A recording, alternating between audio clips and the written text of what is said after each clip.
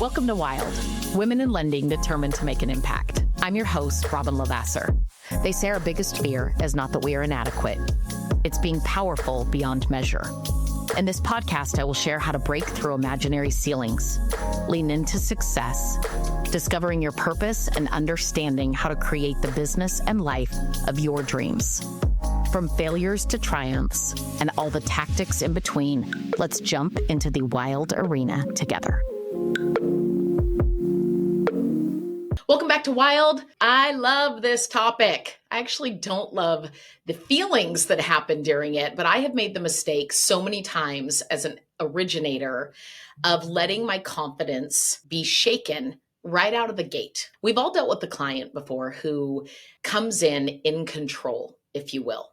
And I think depending on the level of loan officer you are, you often maybe don't know how to take the driver's seat back over. And I talk a lot about that, right? Giving yourself the wheel again and recognizing when you don't have it. But here's one of the things that when we never have confidence from the beginning, it's incredibly hard to keep our confidence. So what wavers confidence? And I want you to ask yourself this when it comes to your loan presentation and or chasing your referral partners. Super big deal on this. And you could use this metaphorically in kind of any business, but I know for me, early on, a bigger realtor, a bigger referral source, somebody that exuded success, if you will, and their own confidence made me shaky. And that was deep down inside. Now I can look at it and say, I was questioning my worthiness, my ability. Imagine being a brand new doctor, brand new, and having another long-standing doctor come in for surgery and you're the one that's going to operate, but you're brand new. How would you feel in that moment? Maybe a little intimidated,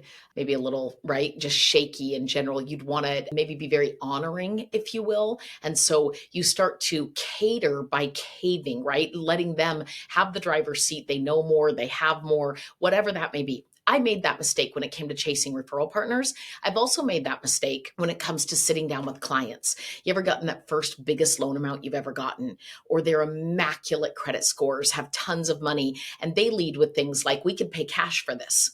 We don't need financing. We're only looking for the best deal. And those little things often shake someone's confidence in sales. And here's the thing. It's almost like being fearful when you walk into a room that you don't like dogs. And so where does the dog go, right? The dog goes and tramples the person that doesn't like them the most, and or the dog ends up weary back. And there's this growling and there's this we can feel the mistrust, if you will, or the misalignment right out of the gate. That's what happens when you are dealing with that. So I have got a lot of loan officers right now who are experiencing this. And whether it's that they're new in the business or that they're just now starting to establish those move up buyers, or there's really well qualified borrowers. And here's one of the things. Let me give you a few tactics around this. What we tend to do with an uber successful referral partner or an uber, well qualified client is we edify them to a place that we de-edify ourselves. Think about that. We edify them to a place that we de-edify ourselves. I'm not even sure if that's an official word, but I'm going with it. De-edifying ourselves is grabbing a hold of something and saying, you probably know more than I do.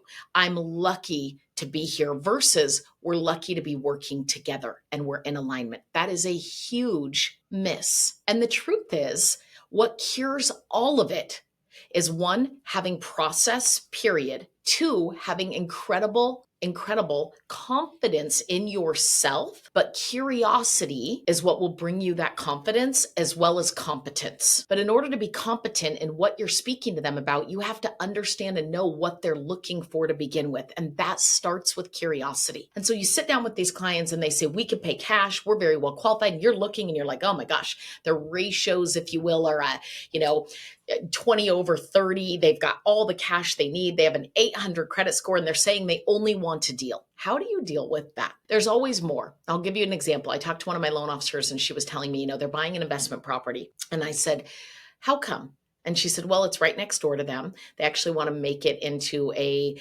Airbnb. So they're buying right next door. And it is an investment property, if you will, whether it's short-term or long-term doesn't really ultimately hold anything. She said they do have over $1 million in assets. They have really strong credit and they have really low DTI. They qualify beautifully.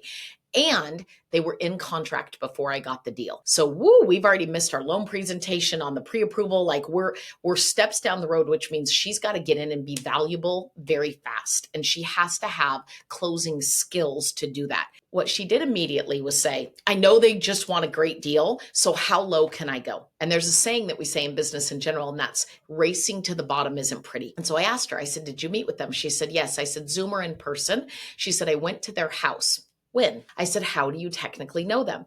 I'm in a women's group with the wife, a small group at church. When? Little bit of relationship. She said the husband is cold as ice, like personality of a potato, not in a rude way, right? Like just hard, stoic, if you will, not able to really infiltrate, all about the numbers. And I said, who's the decision maker? The husband. We all know that sometimes that's the case. So how does she break them? And I said, what does the husband care about? And she said, his bottom line. I said, then what should you focus on? And she said, his bottom line. And I said, yes, but that's not by dropping everything. You don't really understand even what his bottom line is. So did we go through most important thing, right? House, total cash to close, total monthly payment, and interest rate. Did we go over why they're buying the investment property? And she said, well, I told you they live next door. And I said, no. You have well-qualified retirees that make very good income, and they're now buying an investment property. I said, first of all, how much cash do they have? She said, a little over $1 million. Now, you and I both know a little over $1 million is a lot of money, and I'm never going to discount anybody having comma club, if you will, in assets. However, making a dent in that million when the market currently is earning 10 to 12% easily right now in returns in invested money wouldn't make a lot of sense to pull that cash out.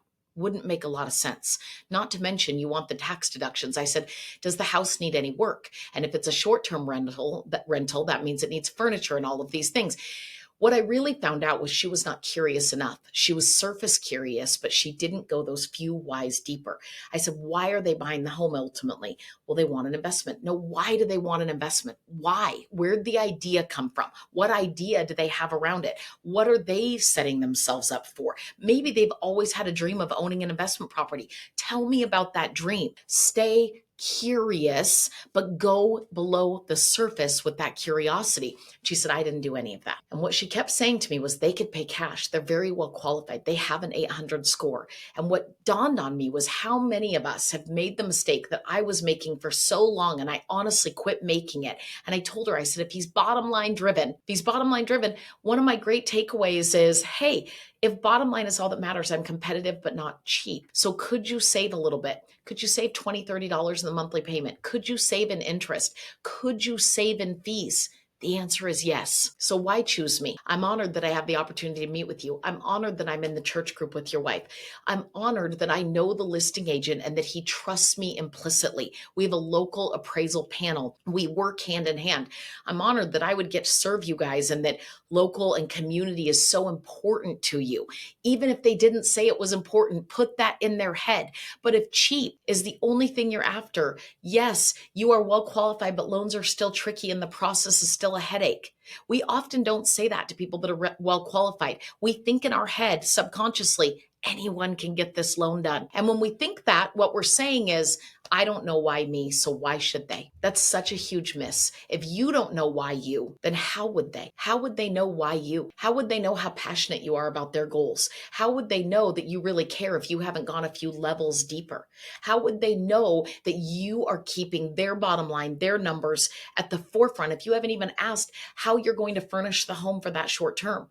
Where is all the cash coming from? Where's that cash currently? Is it invested or just sitting, not earning interest? What makes you excited about the future? What has you worried about it? Oh, you want to renovate? Let me help you with connections to great contractors, flooring, whatever that may be. Make yourself valuable. I do all of these things and you're about to go get cheap, potentially online from somebody who doesn't know you, doesn't care about you, and doesn't get paid to be resourceful, helpful, save you time, make you money, or bring you joy. And I hope that I'm doing all three of those things for you. And there's a little takeaway close in that. There's a little brain surgeon close in that, right? There's a little lower the bar close in that. There's a little obligation close in that.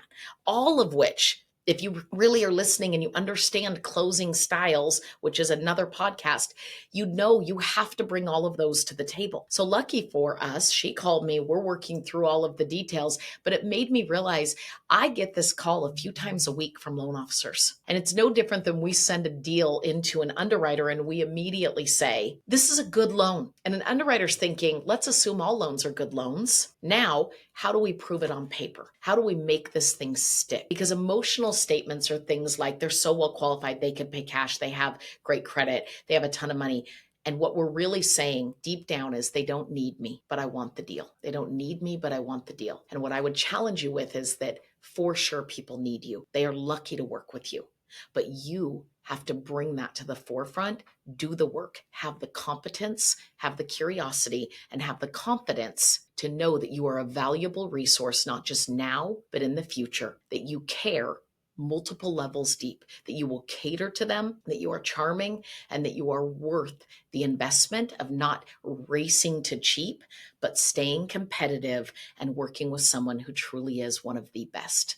See yourself that way. Invest in yourself so you are that way, and you will win a million times over. This was helpful. I hope you share it. I look forward to seeing you on the next Wild.